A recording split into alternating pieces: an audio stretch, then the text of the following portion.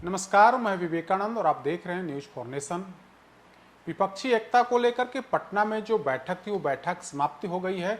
अब जो है महागठबंधन दल के जो नेता हैं वो कहीं ना कहीं चुनावी तैयारी में, लोकसभा चुनाव 2024 की तैयारी में जुट गए हैं। बात महागठबंधन की हम कर रहे हैं, तो ऐसे में जो भाकपा माले है वो बड़ी मजबूती के साथ एक बार फिर से बिहार में उभरी।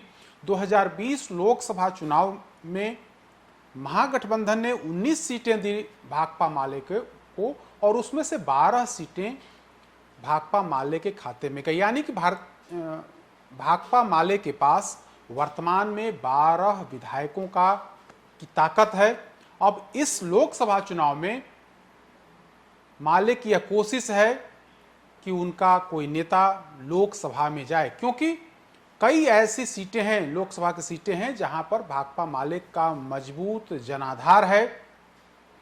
दीपंकर भट्टाचार्य जो पार्टी के राष्ट्रीय महासचिव हैं, वे लगातार इस कोशिश में जुटे हुए हैं कि इस जनाधार को और बढ़ाया जाए, लोकसभा चुनाव में तमाम गठबंधन दल के सहयोग से उनके उम्मीदवार चुनाव जीतें। इसी कड़ी में आज दीपंकर भट्टाचार्य ने राजद सुप्रीमो लालू प्रसाद यादव से मुलाकात की है। हालांकि मुलाकात के बाद कोई इस तरह की बात नहीं बताई गई, लेकिन जो चर्चा है वो चर्चा यही है कि स्वास्थ्य का तो एक बहाना होता है। दरअसल राजनीतिक मुद्दों पर बातचीत करने के लिए दीपंकर भट्टाचार्य अपने अन्य नेताओं के साथ आज लालू प्रसाद यादव से उनके आवास पर मुलाकात की है। मुलाकात की तस्वीर भी सामने आई है।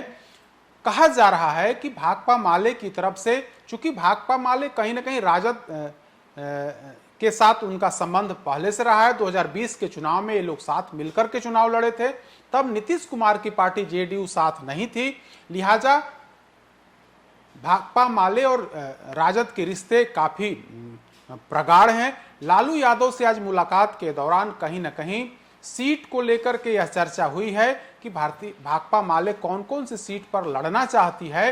तो इसी कड़ी में हम बताएं, जो जानकारी निकल करके सामने आ रही है कि माले इस कोशिश में है कि इस बार जब सीट का जब बंटवारा हो तो उन्हें कम से कम 3 लोकसभा की सीटें मिलनी चाहिए। आखिर वो कौन 3 लोकसभा की सीटें होंगी, इसके लिए बाकायदा मजबूत जो है आधार दिया जा रहा है कि हमें इन सीटों पर हम उम्मीदवार इसलिए उतारना चाहते हैं क्योंकि यहाँ हमारे वोटर हैं, मजबूत मेरा आधार है, जनाधार है, कई बड़े नेता हमारे इस क्षेत्र से आते हैं, लिहाजा हमें वो सीटें मिलनी चाहिए।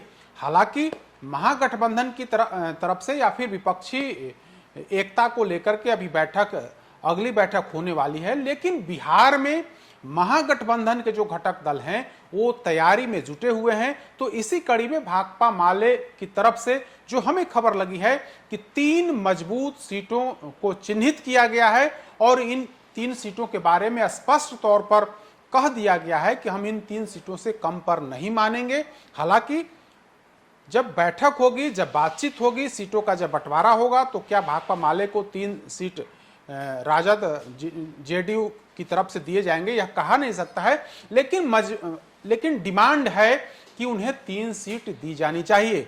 साथ ही भाकपा माले की तरफ से यह भी दावा किया जा रहा है कि इन सीटों में पर मेरा मजबूत जनाधार है, वोटर्स हैं, हमारे नेता भी हैं, लिहाजा वो सीटें हमें मिलनी चाहिए। तो वो कौन सी 3 सीटें हैं उसके बारे में आज हम आपको बताएंगे। हमने इनपुट्स लिए हैं कि आखिर वो कौन 3 सीटें हैं। तो सबसे पहला सीट जो है वो पाटलिपुत्र सीट है।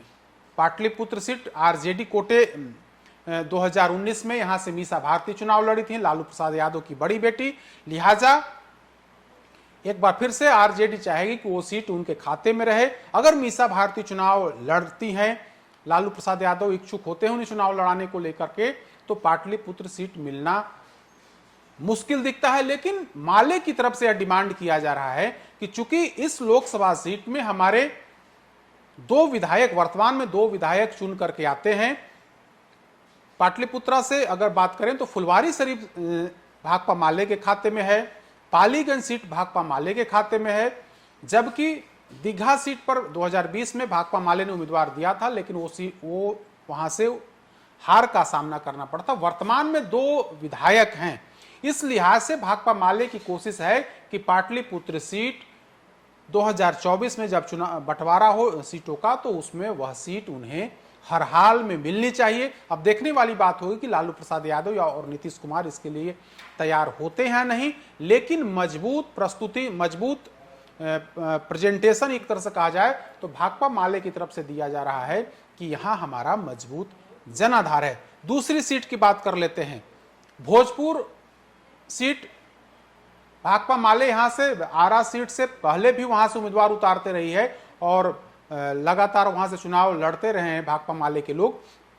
तो इस बार भी भाकपा माले की डिमांड है कि आरा सीट उन्हें मिलनी चाहिए, हर हाल में मिलनी चाहिए। इसके पीछे भी तर्क है कि इस इलाके में भी हमारा मजबूत जनाधार है। हमारे 2 विधायक वर्तमान में जीत करके आए हैं। तरारी से सुदामा प्रसाद जो काफी पुराने विधायक है, 5वीं दफे 2020 में चुनाव जीते हैं। उसके अलावा अज्ञाओं सुरक्षित सीट से मनोज मंजिल वहां से चुनाव जीते, यानी कि 2 विधायक भोजपुर जिले में भी भाकपा माले के पास है।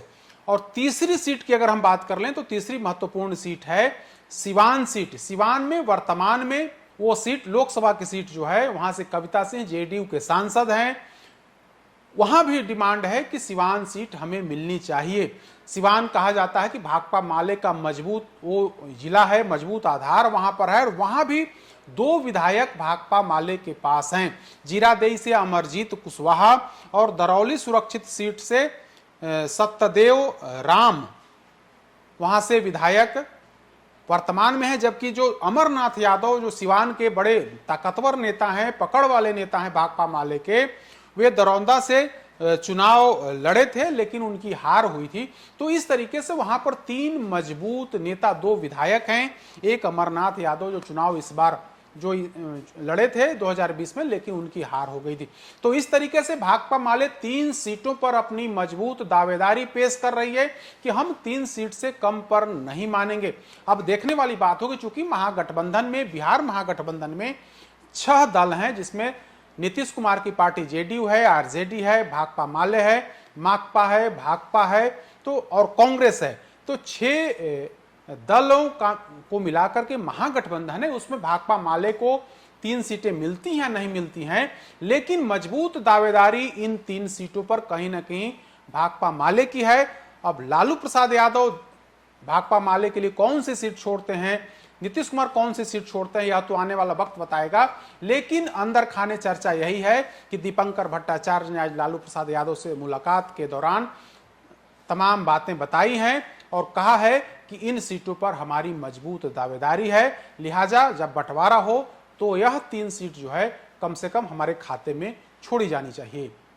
अधिक अपडेट्स के लिए देखते रहिए न्यूज़ फॉर नेशन। नमस्कार।